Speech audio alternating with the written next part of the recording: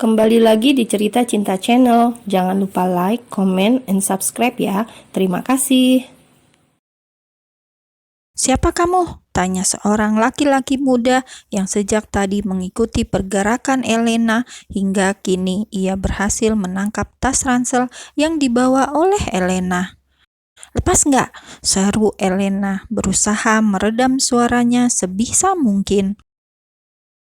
Ia terus mencoba untuk menarik-narik ranselnya, namun begitu sulit karena laki-laki itu juga sedang menahan tas ransel miliknya. Hingga tiba-tiba ia kalah dan mengakibatkannya terjatuh ke belakang. "Bruk! Au! Anjrit!" pekik Elena saat tubuhnya terjatuh ke tanah. "Bruk!"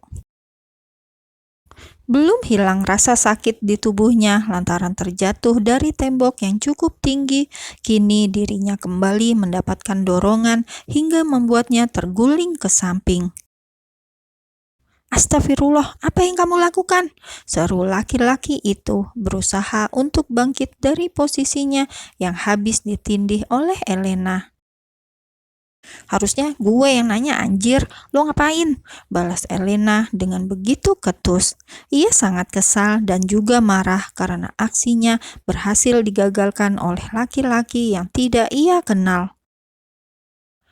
"Apakah kamu seorang pencuri?" "Anjir, emang tampang gue ada tampang pencuri, hah?" bentak Elena tiba-tiba merasa tidak terima. "Apa kau lupa, ini kawasan pondok dan kau..." Laki-laki itu langsung membuka topi yang dikenakan oleh Elena hingga membuat rambut panjang pirangnya langsung tergerai bebas hingga menutupi sebagian wajahnya. Astagfirullah. Lagi-lagi lelaki itu beristighfar saat menyadari bahwa orang yang ia kira laki-laki ternyata seorang perempuan. Awalnya ia mengira bahwa Elena adalah seorang laki-laki karena memakai celana jeans panjang dengan jaket kulit dan rambut yang ditutup oleh topi dengan memakai tas ransel. Tanpa ia duga dan sangka bahwa ternyata orang yang ia ikuti dan menindih badannya adalah seorang perempuan. "Gue manusia, anjing, bukan setan. Pakai nyebut segala lagi loh," cetus Elena sedikit meringis karena tubuh belakangnya terasa cukup sakit akibat terjun bebas dari dinding pembatas. "Kenapa kamu memakai pakaian seperti ini? Dan di mana kerudungmu?" "Astagfirullah, di sini ada banyak laki-laki. Kenapa kamu berpenampilan seperti ini?" Laki-laki itu langsung melepaskan jaketnya dan menutup kepala Elena dengan jaketnya. "Lo juga laki-laki?" saut Elena dengan ketus sambil membuka jaket yang menutupi kepala hingga wajahnya. "Gue gak mau di sini, jadi untuk kali ini gue minta tolong bantu gue kabur." "Siapa kamu?" tanyanya dengan mata yang memicing. "Gue masih manusia dan gue gak betah di sini. Please, temen gue udah nunggu di depan, jadi tolong." "Yusuf?" Perkataan Elena seketika langsung terhenti saat mendengar suara seseorang yang memanggil laki-laki di depannya ini dengan panggilan Yusuf. Entah mengapa, setiap kali ia mendengar nama itu membuat jantungnya selalu berdetak dengan begitu cepat. Bayangan dan ingatan memorinya seolah memaksanya untuk terus mengingat pada sosok laki-laki yang pernah ia kenal di masa lalu. "Apakah kamu santri di sini?" tanya laki-laki yang tak lain dan tak bukan adalah Yusuf tersebut. "Bukan, gue itu korban penculikan dan pemaksaan, makanya gue mau kabur," jawab Elena dengan cepat. Yusuf menatap lekat pada gadis berambut pirang di depannya. Tak berbeda jauh dengan Elena, ia juga sempat berpikir sesuatu tentang masa lalunya, di mana suara Elena yang nampak tak begitu asing di telinganya. "Yusuf, ngapain kamu di sana? Sama siapa?" tanya seseorang dari arah belakang Yusuf hingga membuat Elena semakin takut dan mengumpat kasar di dalam hatinya. Kenapa harus ada Abimaik sih? Gumamnya dalam hati, terus menggerutu saat menyadari bahwa pemilik suara itu adalah Abimaik, pemilik pondok tempatnya dibuang oleh ayah kandungnya sendiri. "Abi belum tidur?" tanya Yusuf sedikit gugup, lantaran kini ia tengah menutupi tubuh mungil milik Elena. "Tadi Abi mau mengambil minum, tapi pintu depan terbuka. Kenapa kamu di sini?" Cap Abimaik yang justru malah balik bertanya kepada putranya.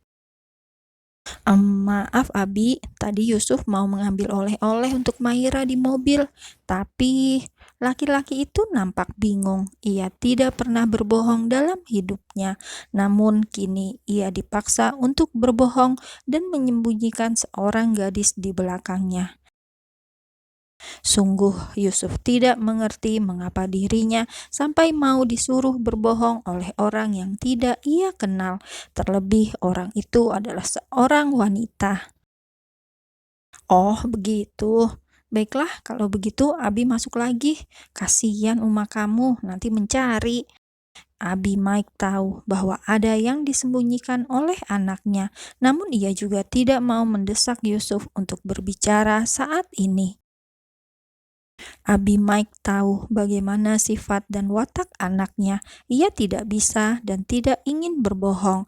Jadi, daripada Yusuf berbohong, maka anak itu akan memilih untuk diam dan berusaha mengalihkan sesuatu.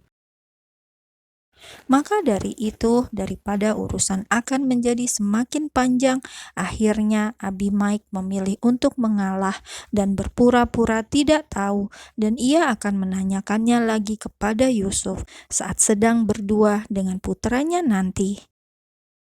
Setelah memastikan abinya pergi, kini Yusuf kembali memutar badan dan menghadap pada gadis di depannya.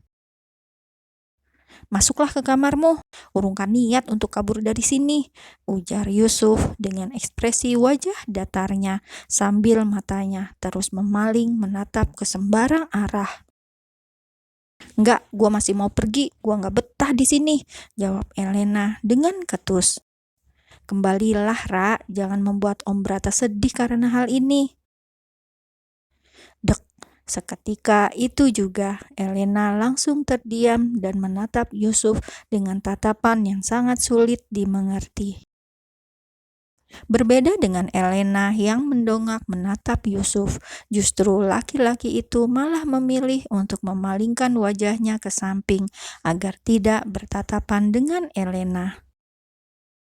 Walaupun saat ini tengah malam dan cukup gelap, namun cahaya sinar rembulan malam ini mampu menjelaskan bagaimana kondisi Elena saat ini, dan Yusuf tidak mau membuat kesalahan lagi jika terlalu lama menatap gadis yang bukan mahramnya.